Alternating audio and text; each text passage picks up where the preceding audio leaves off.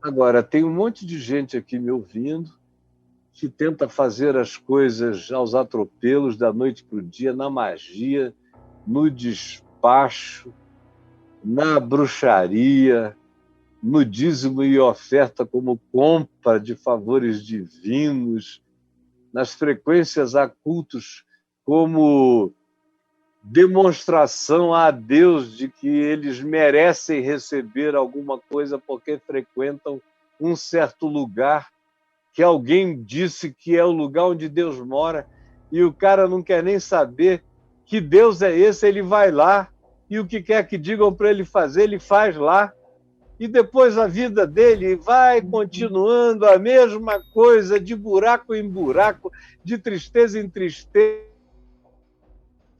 ele só piora, ela só se torna mais mesquinha, mais linguaruda, mais perversa, e ele mais duro. Os filhos não melhoram, a casa é um palavrão só, é muita raiva uns dos outros, é disputa, é cobiça, é ciúme, é desconfiança. Ainda que tivessem todo o dinheiro do mundo, eu conheço gente milionária, alguns bilionários, infelicíssimos, que eu conheço, não da Forbes, eu conheço pessoalmente, infelizes, cheios de tudo que você cobiçaria ter, mas a infelicidade deles é absoluta.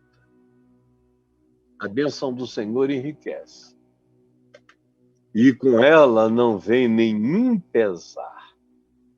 Eu já falei meia hora, mais ou menos, eu tenho que correr um pouco. Aí o verso 23 nos diz, você está prestando atenção?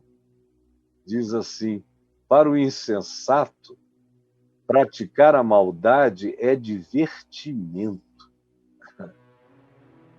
A gente está cheio de exemplos dos mais altos poderes da República, aos milicianos, aos traficantes, aos bandidos, aos estelionatários espalhados aos milhões nesse país, que só aumentam os seus perversos, porque o exemplo da perversidade vem dos píncaros para baixo, e aí a gente vê o perverso dando gargalhadas, os perversos aprendendo a perversidade como comédia, aprendendo a perversidade como distração, aprendendo a perversidade como gozação, aprendendo a perversidade como bullying, aprendendo a perversidade como humor negro, aprendendo a perversidade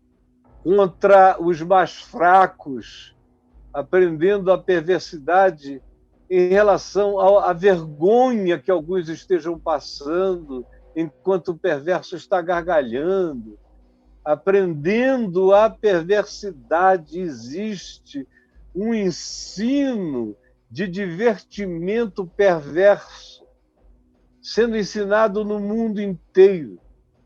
A gente teve 4 anos de aula nos Estados Unidos de gargalhadas na perversidade, de deleite na perversidade, no empobrecimento, no banimento, no deixar sozinho, uma atitude de gozo. Eu estou fazendo, mostrando o meu poder e orgasmando sobre o poder da perversidade. Meu Deus, que coisa horrorosa! Para o insensato, o tolo, o idiota, praticar a maldade é divertimento. Realizar, fazer, é divertimento. E daí? Problema deles. Eu tenho poder, eu faço. E você vê isso em todos os âmbitos, de dentro da sua casa, a todos os outros níveis de poder, a todos os outros ambientes de expressão de dominação, de força. Você vê que tem gente gargalhando. Tem gente gargalhando, enquanto tem gente que não está respirando.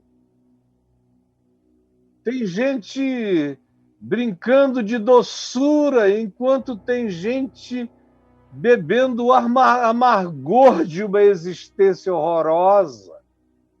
Tem gente que não sente absolutamente nada, sabendo que enquanto eu me alegro aqui, milhões que eu poderia ajudar estão morrendo ali.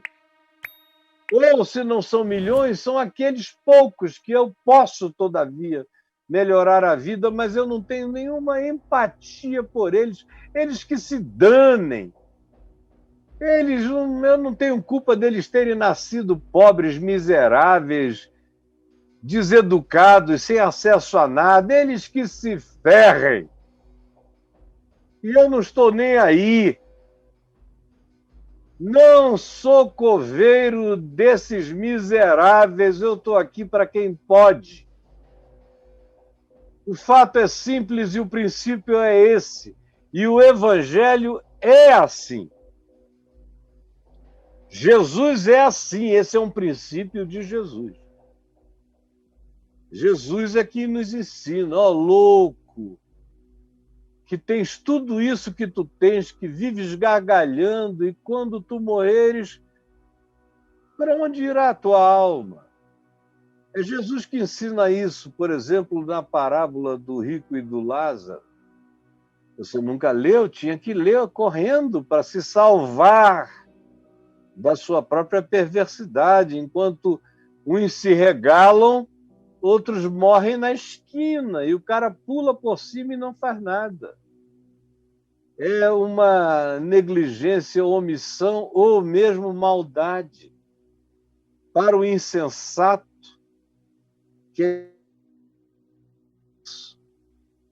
que não tem coração, que não tem alinhamento de mente, sentimento e emoção, é o insensato, que carrega uma espécie de tolice psicopática, é o insensato. Para ele, praticar a maldade é divertimento. No entanto, para o homem de entendimento, para o homem entendido, para o homem com conhecimento, para o homem, para a mulher com sabedoria, para as pessoas do entendimento segundo Deus, do entendimento segundo o Evangelho, o divertimento, a alegria é crescer todo dia em mais sabedoria. Crescer todo dia em mais sabedoria. No entanto, para o homem ou a mulher de entendimento, o seu divertimento, o seu prazer, o seu lazer, a sua grande alegria é crescer todo dia em mais entendimento, compreensão, inteligência espiritual, manifesta como prática de sabedoria no cotidiano, na alegria de socorrer, de ajudar, de melhorar, de facilitar, de deixar passar, de instruir, de aprender e compartilhar. Essa é a alegria. Sem isso, nós nunca seremos um povo. A gente olha de longe quase com inveja do povo de Israel. Portanto, é inegável que existe ali um tutano. Há princípios. Não são princípios sobre sexo.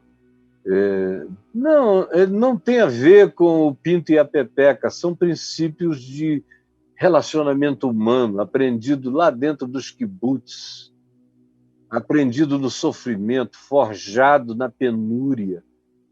Aprenderam economia, aprenderam a serem sensatos, aprenderam que a insensatez tem um custo altíssimo. Aprenderam que a falta de cuidado uns com os outros pode destruí-los, aprenderam de que, mais do que armas atômicas, eles precisam ter uma sociedade minimamente igualitária no sentido de acessos de todos a todo conhecimento, a todo entendimento, a toda compreensão. Aí todos melhoram juntos, porque quando uns têm acesso e outros não têm, quando uns estão vivendo no mundo dos Jetsons, no mundo de ficção científica, e outros estão vivendo no mundo do Fred Flintstone, na Idade da Pedra. Quando a diferença é essa, o resultado dessa desigualdade é calamidade. Infelizmente, tem gente que acha que dá para estabelecer a iniquidade como princípio de prosperidade. Quem são vocês, pelo amor de Deus? Quem são vocês? Eu sei quem eu sou, mas não sei quem vocês são. Vocês que acham que podem se fortalecer dos fundamentos da iniquidade são insensatos e loucos. Todos os que assim procedem, todos os que ficam com ódio de mim por causa da palavra da profecia do Evangelho, estão acumulando para si mesmos uma desgraça que os visitará inapelavelmente. Espere e você verá. Para o insensato, praticar a maldade é divertimento, mas para o ser humano entendido, tomado de conhecimento, de compreensão, a sua alegria é crescer todo dia, mais e mais, em sabedoria. E, por último, aquilo que teme o perverso, aquilo que o perverso teme em relação ao que ele tem medo, isso lhe sobrevém. Porque a oração do perverso é o seu próprio medo. E tem alguns sociopatas que não temem nada durante muito tempo, mas até Hitler, no alto da sua psicopatia individual e sociopatia coletiva, teve medo. E o que ele temeu quando ele começou a ver as precipitações que foi fazendo na sua volúpia política de estabelecer um Reich de 1000 anos e entrar para a história como o ser mais inigualável da civilização humana, não importava se para isso ele tivesse que matar todo mundo. Quando ele começou a ver que na sua volúpia ele deu passos muito para além das pernas, e a calça se rasgou e o fundilho apareceu, ele temeu. Ele temeu, ele temeu. E o seu suicídio foi o ato supremo de medo. Sobretudo o medo de cair na mão dos outros e receber a justiça adequada e ficar pendurado numa forca na história. Porque isso aqui é inapelável, gente. Aquilo que teme o perverso, isso mesmo lhe sobrevém. Porque o perverso tem medo. A gente vê que o cara vai na sua perversidade acelerada e quando bate num pá em alguma coisa, ele dá uma rezinha, ou dá uma rezona, mas ele sabe que ele não é infinito, não é imortal, não é eterno, não é invencível. Ele vai avançando na fraqueza dos outros. Mas ele sabe, e ele mesmo sabe o que pode derrotá-lo, e ele tem medo. Como a gente vê, como a gente viu agora, exemplos históricos, universais, que farão parte da história humana. A gente viu com os nossos olhos o perverso começar a recuar, a querer dizer que não. Eles dizem uma coisa, quando o bicho pega, eles dizem que nunca falaram, ou mudam de assunto, mas isso mesmo que eles declaram lhes sobrevirá. O que eles dizem que é para os outros os visitará. O bumerangue da história volta contra a cara deles. Foi assim com todo mundo. Por que vocês acham que algum perverso nessa vida será a exceção? Nenhum deles é a exceção. A perversidade deles é a oração que eles não fazem, mas que outros fazem pedindo livramento. E eles têm medo. É da oração dos justos, é da palavra do justo, é da profecia do justo, que os estremece, porque eles sabem o que é a verdade e sabem que vivem contra ela. Por isso, enquanto a prosperidade, enquanto a perversidade deles prospera, eles se sentem onipotentes, mas ao primeiro sinal de relativização, o medo começa a lhes tomar conta do coração e eles sabem que serão atingidos por aquilo que tem. Se você quiser saber o futuro de um perverso, se ele tiver a sinceridade de confessar a você quais são os seus medos, anote, porque é justamente isso que visitará cada um deles. Espere e veja, porque essa palavra não falha.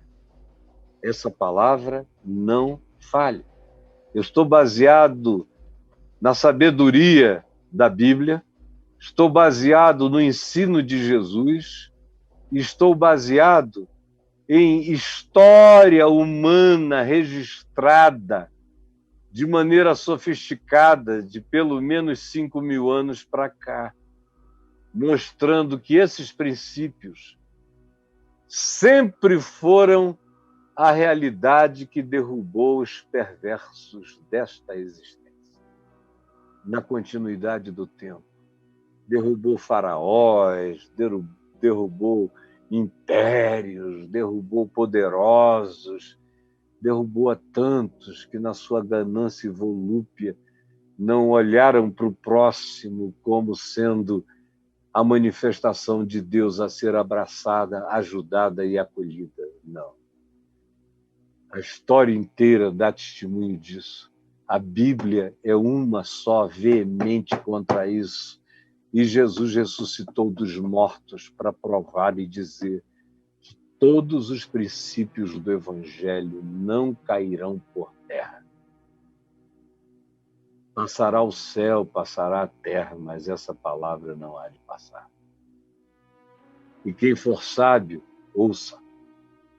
E quem for mais sábio ainda, se converta e pratique e viva da pureza simples, da obediência ao Evangelho de Jesus e fique sabendo os seus mandamentos não são penosos. Eu me sinto e me sei nas minhas relatividades obedecendo o Evangelho todo dia na minha vida, nas minhas renúncias, nas minhas escolhas, nas minhas entregas, na escolha das minhas alegrias, no desprezo que eu dou aos divertimentos perversos, nas escolhas que eu faço em relação às melhores pessoas, ao melhor caráter. Eu sei que eu busco todo dia a obediência ao Evangelho, na busca de solidariedade pelo meu próximo, tentando deitar nas camas dos meus amigos que estão entubados em Manaus, muitos, e vários no país inteiro. Me deito na cama, eu já fui entubado, eu sei também o que é sair de uma intubação. Meu Deus, eu me coloco lá, me deito todo dia na cama de alguns amigos, dentre os quais o José João, lá em Manaus, pastor emérito da Igreja Presbiteriana Central de Manaus, onde eu e meu pai fomos pastores na explosão daquele grande avivamento dos anos 70. Está lá. Todo dia eu me deito na cama com ele, na cama agora com o meu querido Oscar, que tocava em todos os cultos em Manaus, aonde ele me via estar, ele ia lá e pedia: meu pastorzinho, posso cantar um louvor que eu fiz? Muitos deles inspirados em mensagem minha. Eu deito naquela cama, eu deito na cama até dos inimigos. Tem gente que me diz: olha o fulano, aquele ruinzão, está mal com Covid no hospital.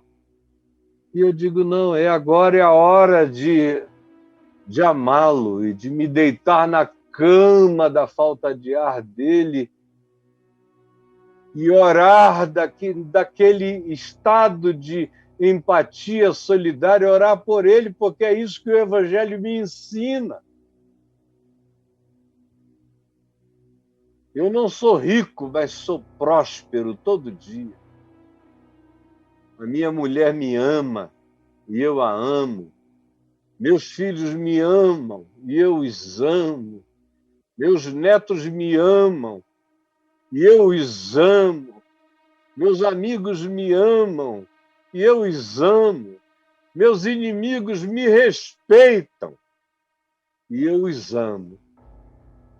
Eu busco todo dia esse Evangelho de Jesus, porque eu sei que o que eu falei a vocês aqui se cumpre na obediência ao Evangelho de Jesus. A bênção do Senhor enriquece, com ela não traz desgosto. Mas para o insensato, o praticar a maldade é divertimento. No entanto, para o homem e a mulher entendidos, o viver, o alcançar a sabedoria é o seu prazer, é o seu prêmio. Aquilo que teme o ser humano perverso, isso mesmo lhe sobrevém. Agora, preste atenção. Mas o anelo daquele que ama a justiça, Deus mesmo o cumpre. Mas o anelo daquele que ama a justiça, Deus mesmo o cumpre.